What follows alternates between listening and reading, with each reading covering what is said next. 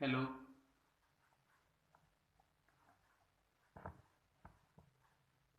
Hello प्रिय विद्यार्थियों, good morning. आज हम ये प्रथम वर्ष राजनीति विज्ञान प्रथम प्रश्न पत्र राजनीतिक सिद्धांत के टॉपिक पर बात करेंगे। राजनीतिक सिद्धांत की थर्ड यूनिट में जो हमारा टॉपिक चल रहा था संप्रभुता, तो हम बातचीत कर रहे थे संप्रभुता। आज हम ऑस्टिन की संप्रभुता पर बात करेंगे। ऑस्टिन के संप्रभुता सिद्धांत। संप्रभुता के विकास क्रम में हमने अध्ययन किया था कि संप्रभुता का प्राचीन काल की जो व्यवस्था क्या रही थी। प्राचीन काल में यूनान की जो छोटे छोटे नगर राज्य हुआ करते थे, तो उस समय किस प्रकार से संप्रभुता आधारित थी।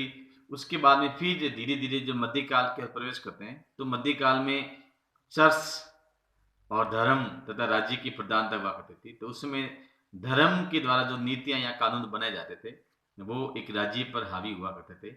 उसके बाद में धीरे धीरे जब औद्योगिक क्रांति का विकास हुआ और वैज्ञानिक तथ्यों पर बल दिया जाने लगा, और धीरे धीरे समाज में जो व्याप्त जो अंधविश्वास या बुराइयां थी, इन सभी प्रकार की जो व्यवस्था थी, इन व्यवस्थाओं में विज्ञान की दृष्टिकोण से देखा जाने लगा और तर्क एवं चिंतन के आधार पर उसमें तथ्यात्मक इसका अध्ययन किया जाने लगा। तो उसके बाद में धीरे धीरे इसमें कुछ अलग मोड़ आया, और राजनीति विज्ञान में हम जो बात करते हैं कि आज जो संप्रभुता जो सिद्धांत है उसमें कुछ आया, और उसके बाद में धर्म के स्थान पर जो राज्य था, राज्य की प्रधानता को स्थापित किया गया। और बाद में धीरे धीरे जब हम आधुनिकता की ओर प्रवेश करते हैं, तो आधुनिकता की ओर देखा गया कि राज्य को केवल एक साधन माना गया और व्यक्ति को साध्य माना गया। राज्य व्यक्ति के लिए आवश्यक है, न कि व्यक्ति राज्य के लिए आवश्यक है। इस प्रकार की परिकल्पना की जाने लगी। और आधुनिक काल में हमने देखा कि प्राचीन काल में जो एक संप्रभुता सिद्धांत था, तो बौंदा ने इसको एक व्यवस्थित तरीके से करने का प्रयास किया था। लेकिन आधुनिक दृष्टिकोण की अगर हम बात करें कि आधुनिक दृष्टिकोण में जो ऑस्टिन था, ऑस्टिन ने जो आधुनिक जो दृष्टिकोण में जो संप्रभुता का जो सिद्धांत था, इस सिद्धांत को एक व्यवस्थित या वैज्ञानिक दृष्टिकोण से इसको एक अध्ययन करवाने का प्रयास किया था। तो हम आज का हमारा जो ये जो वीडियो होगा, उस वीडियो में हम लोग बात करेंगे केवल ऑस्टिन के संप्रभुता सिद्धांत के बारे में बात करेंगे, क्योंकि ऑस्टिन था एक बहुलवादी विचारक के रूप में इसको एक जाना जाता था, और किस प्रकार से ऑस्टिन ने एक संप्रभुता सिद्धांत के बारे में बात किया कि ऑस्टिन चूंकि एक विधि शास्त्र का ज्ञाता था, यानी ये कानूनी अध्ययन का विद्यार्थी रहा था, तो कानूनी उसने संप्रभुता को एक कानून की दृष्टिकोण से देखा था, और उसने कहा था कि उच्चतर द्वारा निम्नतर को दिया गया आदेश ही कानून है। और ऑस्टिन ने कहा कि कोई निश्चित उच्च सत्ताधारी मनुष्य जो स्वयं किसी वैसे ही उच्च सत्ताधारी के आदेश पालन का अभ्यस्त न हो, यदि मनुष्य समाज के बड़े भाग से स्थायी रूप में अपने आदेशों का पालन कराने की स्थिति में हो, तो वह उच्च सत्ताधारी मनुष्य उस समाज में संप्रभु होता है, और वह समाज उच्च सत्ताधारी मनुष्य सहित एक राजनीतिक व संवैधानिक समाज अर्थात राज्य होता है। तो इस प्रकार से ऑस्टिन ने संप्रभुताधारी के बारे में बताया गया है कि एक उच्च सत्ताधारी द्वारा एक उच्च सत्ताधारी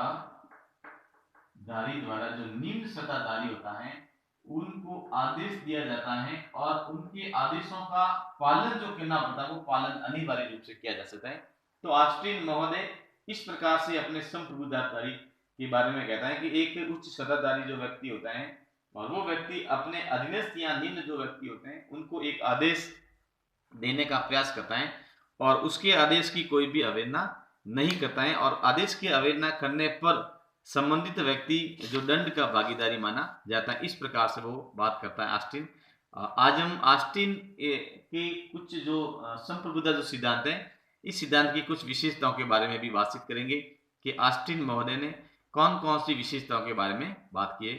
तो पहली विशेषता की बात हम करते हैं कि ऑस्टिन कहता है कि समाज में किसी भी राजनीतिक संप्रभु को अनिवार्य बताया है, यानी कि वो कहता है कि किसी भी समाज में राजनीतिक संप्रभु एक अनिवार्य रूप से निश्चित होता है। दूसरी बात वो कहता है कि संप्रभु किसी मानव या मानव समूह में निश्चित होता है, न कि किसी सामान्य इच्छा, प्राकृतिक कानून, देवी इच्छा, जनमानस या मतदाता। यानी कि यहाँ पर जो ऑस्टिन एक अपने जो दृष्टिकोण में अलग बात करता है कि जो संप्रभु होता है वो किसी मानव या मानव समूह में निश्चित होता है, न कि किसी सामान्य इच्छा, जैसा कि ग्रीन ने कहा था कि सामान्य इच्छा ही सामान्य संकल्प है, प्राकृतिक कानून, देवी इच्छा, जनमानस या मतदाता। तो ऐसी सत्ता जिस पर किसी का कानूनी प्रतिबंध न हो, इस टाइप में जो ये अगस्टाइन ऑस्टिन जो बात करता है, आगे कहता है कि संप्रभु राज्य के किसी भी उच्चतर आदेशों का पालन नहीं कर सकता, उसकी इच्छा ही सर्वोपरि है, वो सभी व्यक्तियों और समुदायों से उच्च रहता है। आगे कहता है कि जो संप्रभु होता है वो संप्रभु किसी के आदेश का पालन नहीं करता, यानी कि उनके आदेश ही कानून होते हैं, वो किसी भी कानूनी रूप से किसी के ऊपर बाध्य नहीं रहता है या बंधा हुआ नहीं रहता है। समाज की बहुसंख्यक जन उसकी आज्ञा का पालन स्थायी एवं निरंतर रूप से करे। ऑस्टिन कहता है कि समाज की जो बहुसंख्यक जो जनता है वो उनकी आज्ञाओं का पालन करे, और वो भी स्थायी रूप से आज्ञाओं का पालन करे और निरंतर आज्ञाओं का पालन करते रहे। संप्रभु के आदेश ही कानून है, आज्ञा पालन न करने पर दंड का प्रावधान किया गया है। यानी कि संप्रभु का जो आदेश, यहाँ पर ये कई बार कोटेशन भी आता है कि संप्रभु का आदेश ही कानून है, बहुत महत्वपूर्ण कहता है, संप्रभु का आदेश ही कानून है। ऑस्टिन कहता है कि संप्रभु यानी कि जो संप्रभु होता है, जो एक निश्चित स्थायी व्यक्ति होता है, वो किसी के कानूनों से बाध्य नहीं है या उसके ऊपर किसी प्रकार का कोई कानून एक्टिव नहीं होता है, वो सर्वोच्च सत्ताधारी होता है। तो यहाँ वो कहता है कि उसके जो आदेश होते हैं वो आदेश एक तरह से कानून का काम करते हैं, और उनके आदेशों की जो आज्ञा का उल्लंघन करता है या पालन नहीं करता है उसी दंड देने का भी प्रावधान होता है। संप्रभु अविभाज्य, इसकी विभाजन का अर्थ होगा संप्रभु का नष्ट होना। यहाँ पर ऑस्टिन कहता है कि संप्रभु है वो अविभाजित है, यानी कि इसका विभाजन किया नहीं जा सकता है। अगर हम संप्रभु का विभाजन करते हैं तो इसका अर्थ ये होता है कि संप्रभु की मृत्यु हो गई है या संप्रभु निश्चित रूप से वो उसका विनाश हो गया, इस टाइप की वो बात करता है। तो इस प्रकार से ऑस्टिन ने अपने संप्रभुता सिद्धांत के बारे में कुछ विशेषताओं के बारे में उल्लेख किया था। अब कई आलोचक हैं जो संप्रभु के बारे में उसकी कुछ आलोचना भी करते हैं कि ऑस्टिन ने जो संप्रभुता का जो सिद्धांत दिया है उस सिद्धांत की किस प्रकार से जो आलोचना की जा सकती है। तो इसकी मेरिट के साथ साथ में कुछ डीमेरिट भी हम इससे यहाँ पर बात करेंगे कि कौन कौन से जो कुछ लेखक हैं जो उसके डीमेरिट के बारे में भी बातचीत करते हैं।